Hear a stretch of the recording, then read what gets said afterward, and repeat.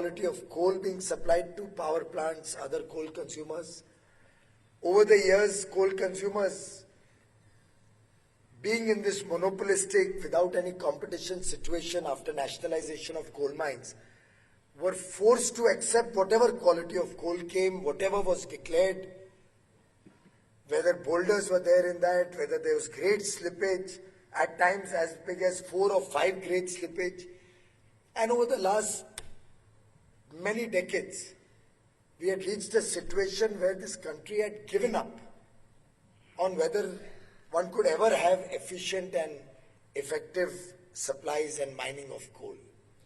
I'm delighted that with the concerted efforts of all the stakeholders who are related to the steel sector, we have reached a situation where today this country can proudly proclaim that we are a coal and power surplus country. And in this situation, that monopolistic approach towards supplying to your customers cannot work anymore. Finally, the customer is king has come to roost in the coal industry. And towards that end, I had requested SIMFER through CSIR to help us through the sampling and inspection of coal supplies that go to the various sectors in the coal industry. I'm really very delighted that SIMFER has done some wonderful work while monitoring this quality of coal. Of course, I would like you to be even more stricter than what you are, particularly since you are monitoring my work. And my success depends on your ability to monitor my work efficiently. So please ensure that every officer of SIMFER who is involved in this activity of checking the coal samples and verifying the grades and quality of coal does his job very diligently with the highest levels of probity and integrity, ensures that he is not influenced by any officials or anybody at all. And if at all somebody tries to influence any official of SIMFER, I would urge you to please report it immediately to the ministry. But that's the only way we can serve the country. And more importantly, I would urge each one of you to remember that the job you are doing is not just an ordinary job. You are serving the nation to ensure that the power plants work efficiently, that other users of coal get good quality of coal. You're making sure that cost of power can remain affordable so that the poorest of the poor can also enjoy the benefit of affordable and low-cost power. So your job is not just sampling that coal and giving a test report. Your job is finally serving the poorest of the poor get affordable electricity supply. And if you keep that in front of you as your objective, then I'm sure you'll do a far better job in inspecting those coal supplies and making sure that the country gets good quality of coal. Of course, this was not what I had planned to come and speak about, but since I got this opportunity to meet with several colleagues from SIMFER, I thought I will raise this issue, and I'll certainly expect very high standards of quality from the work that you are doing. I must compliment CSIR for completing 75 years, 75 glorious years in the service of the nation, 75 years where you have also provided a lot of R&D for the coal and mining sector across the value chain, exploration, actual mining, utilization of these coal mines. So we've had a very deep relationship and engagement with CSIR over the years between the mining sector and the technology work that you're doing. But very clearly, as the famous Japanese poet Satoru had said, individually each one of us can at best be one drop, but together we can form the ocean. And it's only when we all work together as a team that we can really change the destiny of India, the future of India. And I hope this partnership continues for many, many, many years in the future. I hope all of us move forward together. Your activities continue to flourish. We continue to enjoy the benefits of your innovation, your research, your developmental activities. And as India moves up the development chain, as we get recognized the world over as a developed nation, as a superpower in its own right, we are already, I think, fourth or fifth largest economy. We'll soon become the third largest economy in the world. We want the per capita incomes of our people to improve, the quality of life of our peoples to improve. And that cannot happen unless all of us work together to bring the best of technologies, the best of innovation, the best of ideas to start serving India. Because the future is for those who can think differently, who can think big and bold and beautiful. The future will be for those who are willing to not necessarily go down the beaten path, but venture into newer areas. And a country which today has the ability to send 104 missiles into space on one rocket. And ladies and gentlemen, only Indian. 101 out of 104 were for other countries. All advanced countries, including the Western developed world, are now using Indian space missions to send their satellites abroad. That is the true strength of India. And to my mind, CSIR and all its associate bodies are actually doing a wonderful work in retaining talent in India. I'm sure all of you have heard that Indians do very well when they go to NASA. And the best potential of Indian talent comes out in NASA in America. We need to change that perception. We need to change that story. We need to have the best technologies coming out of CSIR, the best technologies coming out of research in India, so that India becomes the crucible of research going forward. India becomes that nation which provides to the world better ideas, newer ideas. And instead of following what the world is doing, I think it's time now that India starts defining what the world will do. We will lead the world into the next generation. And that's what I think this conference is all about.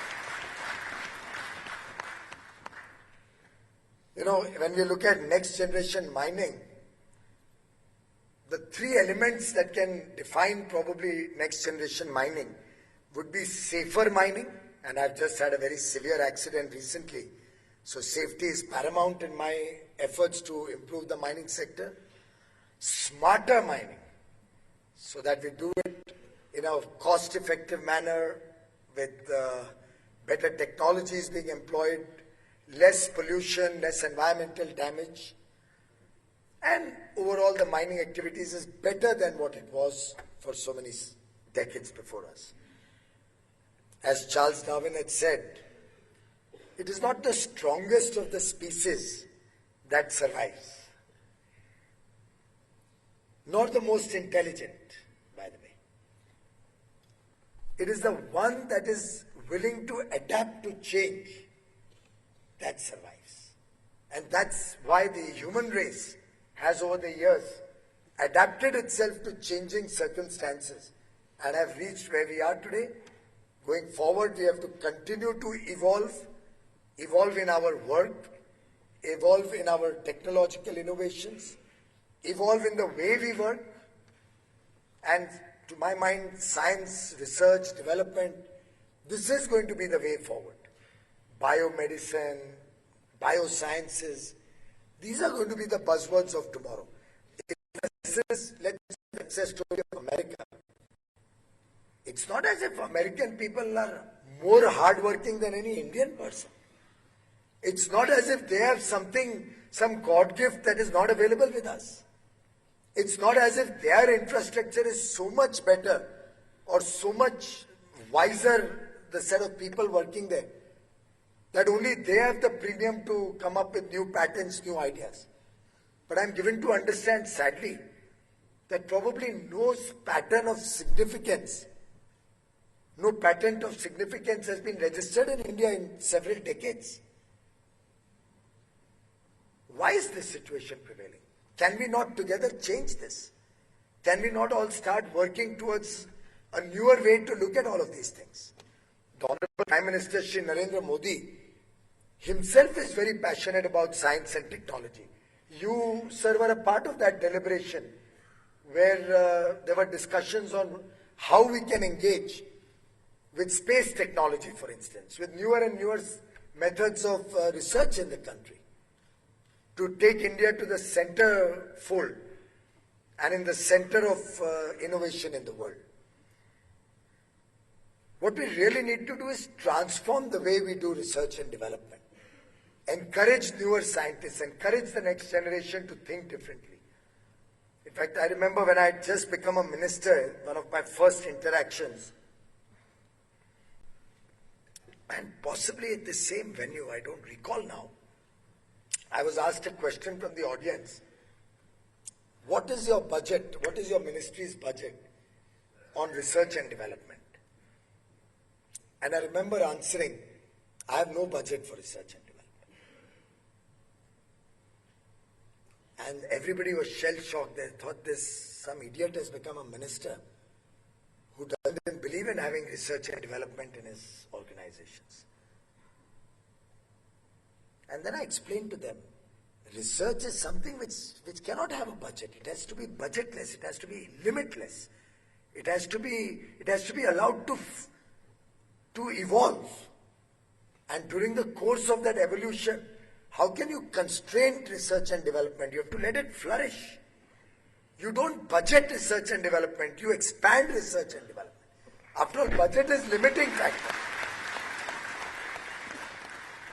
And I remember sometime end of 2014, Dr. Kakotkar was attending an interaction we had in India Habitat Center on, I think it was on single-phase DC lines being taken to the villages of India to ensure that India never has a blackout.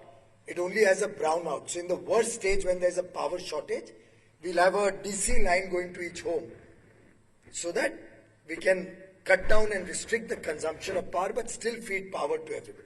Of course, those were the early days when India, traditionally being a power deficient and full of shortages, planned for shortages. And I remember giving approval to an investment of, I think, 60 or 80 crore rupees in that project. Now, possibly today in this scenario of surplus, that project may now not be relevant anymore. Or we may see its relevance in some other way. And I don't know, possibly CAG may come up with a report against me for that research. But at that point of time, that was the need of the hour.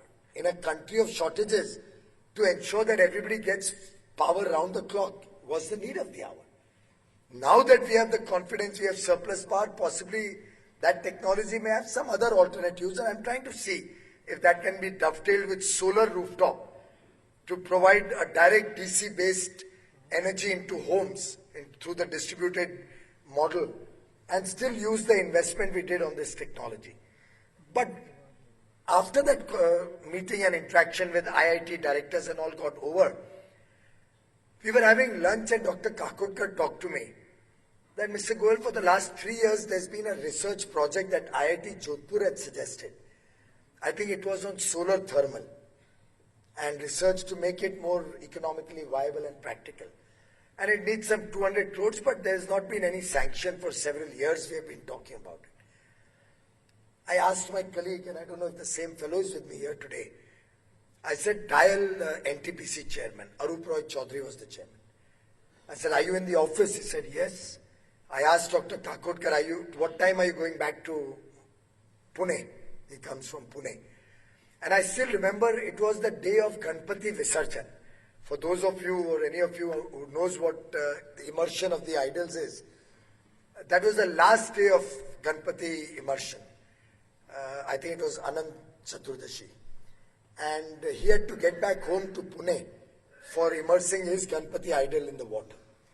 And he was good enough to come to Delhi all the way in the morning, despite having God installed in his home and with the religious compulsions of his family, to come for my meeting. That's the kind of sincerity that is there in our Indian scientists, in our Indian technical senior people. Dr. Kakotkar came. So he said, I have a 5:30 flight and I have to get back and Visarjan ke liye jana hai mujhe. So it was about 3 o'clock. I said, can you go to my NTPC office just now, discuss this Jodhpur project And by that time, I'll make sure the boarding pass and all is kept at the airport. You will not miss your flight. So literally, I sent it to NTPC headquarters at Scope Complex. He explained the project to Arup Roy Chaudhary. In the next board meeting of NTPC, they approved 200 crore rupees for running this project. Because the sad part is that IIT Jodhpur hasn't been able to use it so far. And it's very unfortunate. After having approved it and got it going, we've not, Dr. Kakurkar, in fact, last time I asked him, he was feeling very bad. I have not been able to actually use that money and implement it for problems at the IIT end, which also should not happen. And that is what I want to urge all of you scientists, that come up with bold ideas, come up with big ideas. I remember a file came up to me, and that's where it's unfortunate that in the government processes sometimes we face some very silly situations. A file came to me that a scientist had inadvertently purchased some 1 lakh rupees items which are not budgeted or something like that. And the file was going around for years for proceedings against that scientist. It was for 2 scientists. One had promptly returned that money, so there was no problem on him. The one who, and I am suspecting, khuddar aadmi hoga koi, must have been a self-respecting scientist who said, I have done no wrong, so why should I be, told you pay back that 1 lakh rupees.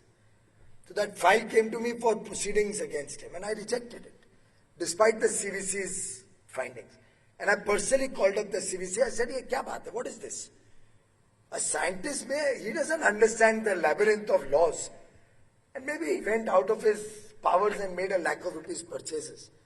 You can't penalize a scientist for this small thing. What message did we give to our scientists?" And we closed the case. And that is the type of thinking that I want to urge all the senior leaders to have when you are dealing with your own scientists, with your own colleagues. Give them some flexibility, some elbow room to think differently, to think innovatively. Allow them to make mistakes. Innovation is all about making mistakes. Innovation will not come out of the trodden path. So if Galileo would be worried that if I throw the apple down or whatever and damage it, we would never have found out gravity, right? So if you're going to ask a scientist, okay, we gave you this equipment, now it's not working all right, or you've not come up with anything in 2 years, it's not going to work with that way. So I think it's time that we reassessed and reoriented our entire method of research, development, innovation, and in that I would urge all of you, come to us in government suggesting better ways to run these programs, more efficient ways to approve innovation or new projects. I'm given to understand it takes months and years to approve any project in our government process. Can we define that to be a much shorter period? Can we put all of that with transparency on the websites so that there's more public interaction and public knows what kind of research we are supporting?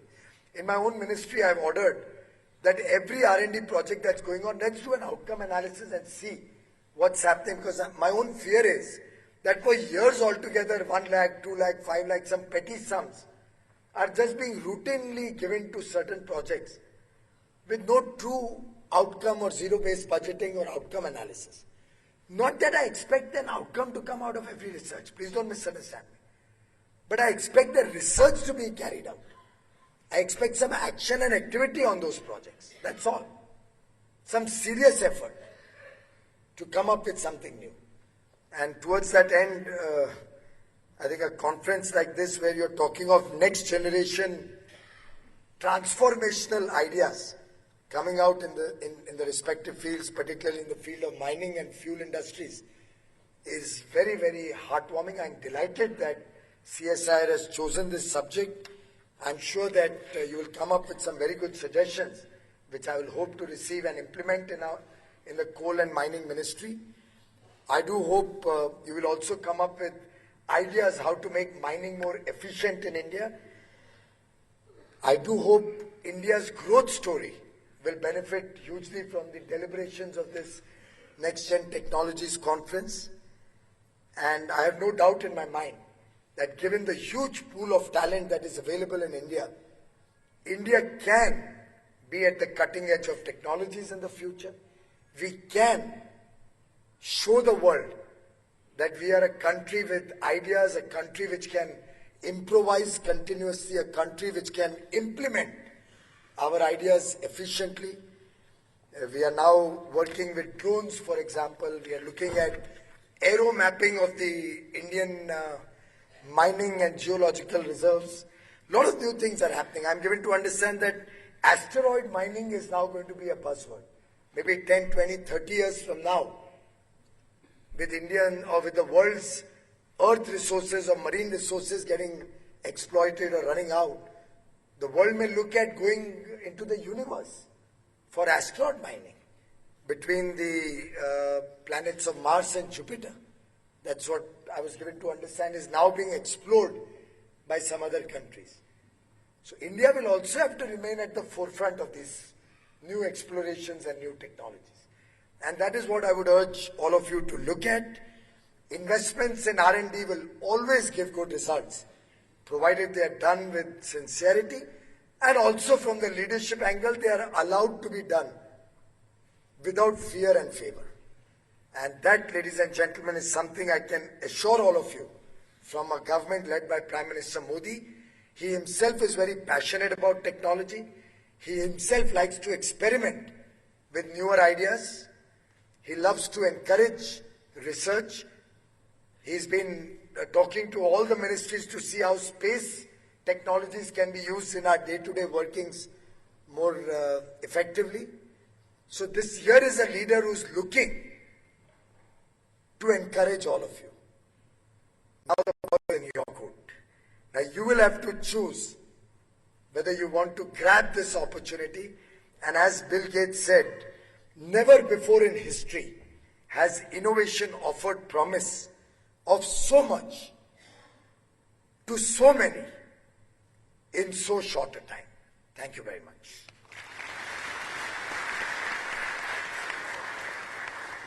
Thank you, sir.